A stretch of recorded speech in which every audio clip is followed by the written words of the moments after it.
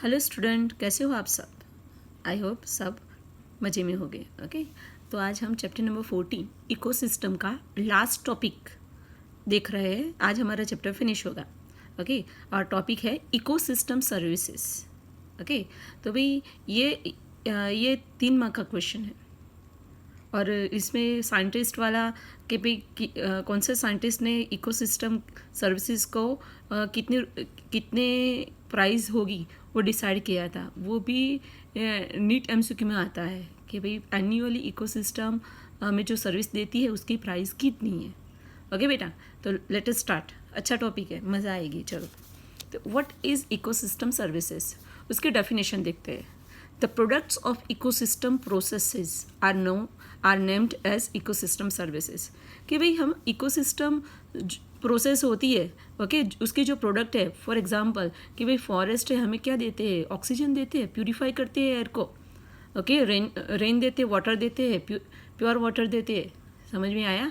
Clear? Oxygen देते हैं। Then soil है, अर्थ क्रस्ट है, रहने की जगह देता है, हमें वाटर मिलता है। Okay, so these all are ecosystem services.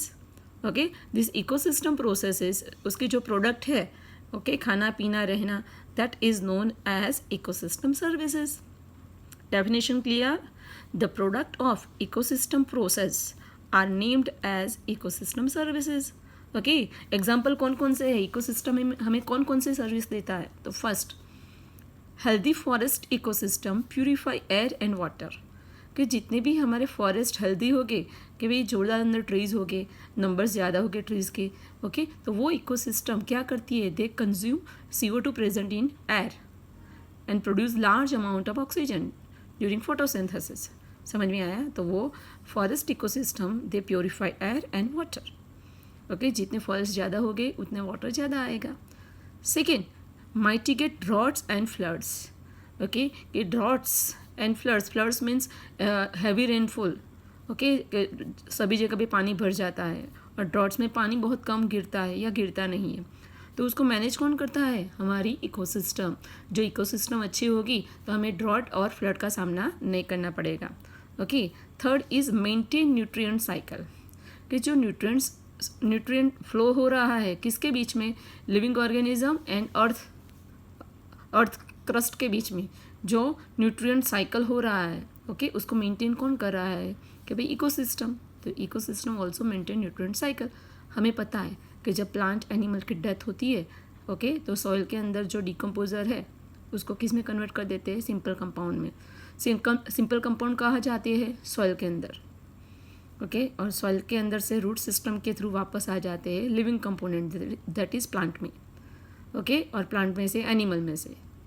Okay, और एनिमल प्लांट का डेथ होता है तब वो वापस सॉइल में चले जाते हैं। तो सॉइल कैसे है? नॉन लिविंग, बाकी के प्लांट एनिमल लिविंग, तो दोनों के बीच में न्यूट्रिएंट गोल गोल घूमता है। ओके, तो ecosystem also maintain nutrient cycle. Next, it also generate fertile soil. Yes, क्या सॉइल फर्टिलिटी मेंटेन करता है? हमें पता है सॉइल का जो अपर मोस्ट लेयर है वही फर्टाइल होता है। ओके, जितने ज़्यादा फॉरेस्ट हो गए, ओके, रेनफॉल इतना अच्छा होगा। और फॉरेस्ट क्या करता है? उसकी रूट सिस्टम है वो सॉइल को पकड़े रखती है बेटा। ओके, और सॉइल को फर्टाइल रहने देती है। Provide wild life habitat. Yes, कि भाई वाइल्ड लाइफ एनिमल्स वहाँ पे फॉरेस्ट में रहते हैं। Maintain biodiversity. Okay, biodiversity means living organism के अंदर जो डिफरेंसेस है, हमें पता है कि डिफरेंट टाइप के एनिमल्स है, प्लांट्स है, तो भाई फॉरेस्ट के अंदर सबका मेंटेन होता है। ओके, सबका अस्तित्व टिका रहता है, फॉरेस्ट है इसीलिए। ओके बेटा, पोलिनेट क्रॉप्स, हमें पता है what is pollination. Okay, transfer of pollen from one flower to other flower. कि भाई प्लांट का सेक्सुअल रिप्रोडक्शन में कौन पार्ट लेता है? Male gamete and female gamete. Pollen के अंदर मेल गैमेट है और पिस्टिल के अंदर एग है, फीमेल गैमेट। क्लियर? तो मेल गैमेट को फीमेल गैमेट के नज़दीक लाना है तो पोलिनेशन करवाना पड़ेगा। तो पोलिनेशन कौन करवाता है? पोलिनेटर। ओके, पोलिन को एक जगह से दूसरी जगह ले जाता है, उसको क्या बोलते हैं? पोलिनेटर। कौन है पोलिनेटर में?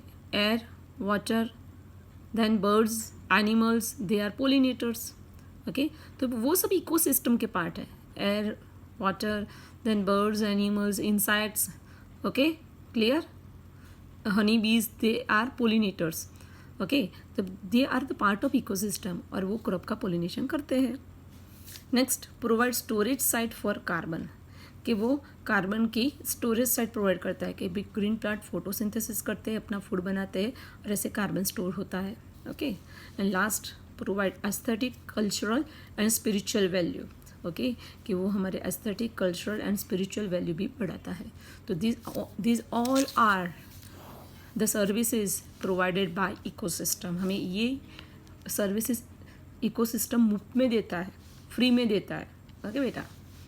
अब नेक्स्ट साइंटिस्ट आया, इम्पोर्टेंट. ये बहुत बार नीट में पूछा हुआ क्वेश्चन है. ओके, और बोर्ड के अंदर VSQ में भी आ सकता है. नाम क्या है? Robert Costanza. क्या नाम है? Robert Costanza and his colleague try to put price tag on nature's life support system. तो यार ये रॉबर्ट कॉन्स्टेंजा है और उसके कलीग को फील हुआ कि चलो ना बैठे बैठे हम पूरी नेचर सर्विस की प्राइस कितनी है हम वो डिसाइड करते हैं. Okay, clear? कि भाई रॉबर्ट कॉन्स्टेंजा का कंट्रीब्यूशन क्या है कि भाई एन्युअली ये इकोसिस्टम है हमें जो सर्विस देती है उसकी प्राइस कितनी है.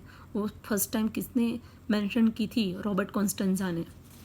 ओके, कितनी है देखते हैं कि researchers have put an average price tag of $33 trillion a year on these fundamental ecosystem services which are largely taken for granted because they are free. Okay, तो भाई रिसर्चर्स ने क्या बोला कि भाई एवरेज प्राइस टैग, कि भाई per year 1 year में ये इकोसिस्टम है, ओके, जो सर्विस देती है उसका प्राइस टैग कितना है. तो क्या आंसर मिला? $33 trillion. समझ में आया कि भाई 1 ईयर में हम जो एयर, वाटर, ओके, रहने के लिए जो ज़मीन यूज़ करते हैं, सब कुछ यूज़ करते हैं. तो सपोज़ पूरी वर्ल्ड के सारे ह्यूमन बींग, ओके, उसको हमारे इकोसिस्टम को पेमेंट करनी होगी तो कितनी करनी होगी? $33 पेमेंट होती है. समझ में आया? क्लियर? ओके, समझ में आया? ये इम्पोर्टेंट है. हाँ, कि भाई पर ईयर इकोसिस्टम का एवरेज प्राइस टैग कितना है? $33 trillion. ओके, और ये हमें कैसा मिलता है? Which are largely taken for granted because they are free. और हमें ये फ्री में मिलता है. हम कभी बाहर हम सोचते हैं कि आज मैंने 1000 रुपीज़ की एयर ले ली, आज मैंने 10,000 की एयर ब्रीथ की. नहीं भाई नहीं. समझ में आया? वो सब फ्री में है, इसलिए हमें उसकी वैल्यू नहीं है. लेकिन जब हॉस्पिटल में वही ऑक्सीजन का बॉटल किसी आईसीयू के पेशेंट को लगता है तब पता चलता है कि प्राइस कितनी है ऑक्सीजन की. समझ में आया? दिख रहा? ओके, नाउ नेक्स्ट टॉपिक कि भाई कितनी पर ईयर कितना उसका प्राइस टैग आया? $33 trillion. Okay, clear? This is nearly twice the value of the global gross national product, that is GNP, which is कितनी है? $18 trillion. उसका मतलब क्या है कि पूरे वर्ल्ड में जितनी भी कंट्री है, ओके, उसका GNP कितना है? GNP का मतलब क्या है? ग्लोबल ग्रॉस नेशनल प्रोडक्ट, कि पर ईयर में जो वो प्रोड्यूस करती है मनी, ओके, कितना करती है? $18 trillion. ओके, उससे तो इकोसिस्टम हमें सर्विस देती है वो कितनी है भाई? 33 ट्रिलियन. मीन्स 18 ट्रिलियन से ये डबल हो गई. Okay, 18 2 36 which is nearer to 33 trillion. समझ में आया कि पूरे वर्ल्ड की जो पर ईयर जो GNP है, gross national product, GNP, okay, कितनी है? $18 trillion. Okay, clear? उससे ट्वाइस कितनी है? अभी हमने बोला कि भाई $33 trillion जो इकोसिस्टम की सर्विसेज की वैल्यू GNP से ट्वाइस है. Clear? Okay. Out of the total cost of various ecosystem services, तो भाई हमें पता है कि भाई ये $33 trillion है. ओके, तो उस इतनी इकोसिस्टम सर्विसेज की पर ईयर की वैल्यू है. तो उसमें से सॉइल बनाने में कितना परसेंटेज जाएगा, ओके, वो सब देखते हैं. अब ये इम्पोर्टेंट है, ये सब एग्ज़ाम में आएगा, मैचिंग पैर में आएगा, फिलिंग ब्लैंक्स में आएगा. Out of the total cost of various ecosystem services, the soil formation accounts for about 50%. कि जो 33 ट्रिलियन US डॉलर है उसमें से तो 50% पार्ट है. 50% में कितना हुआ? 16.5 ट्रिलियन US डॉलर. वो क्या बनाने में यूज़ हो जाएगा? सॉइल फॉर्मेशन में यूज़ हो जाएगा. समझ में आया? Clear? The soil formation accounts for about 50%. 50% means कितना? 16.5 ट्रिलियन US डॉलर सॉइल बनाने में ही यूज़ हो जाएगा. Other service like recreation and nutrient cycling they are less than 10%. तो 10% रिक्रिएशन का मतलब क्या है? जो प्रदूषित एटमॉस्फेयर है उसको प्योर करने में 10% लग जाएगा. बाकी का 10% न्यूट्रिएंट साइकिलिंग में लग जाएगा. ओके ये परसेंटेज किस में से है? जो 33 ट्रिलियन US डॉलर है उसके 10% रिक्रिएशन में लगेंगे, 10% न्यूट्रिएंट साइकिलिंग में लगेंगे. Clear? And the cost of climate regulation and habitat for wildlife are about 6% each.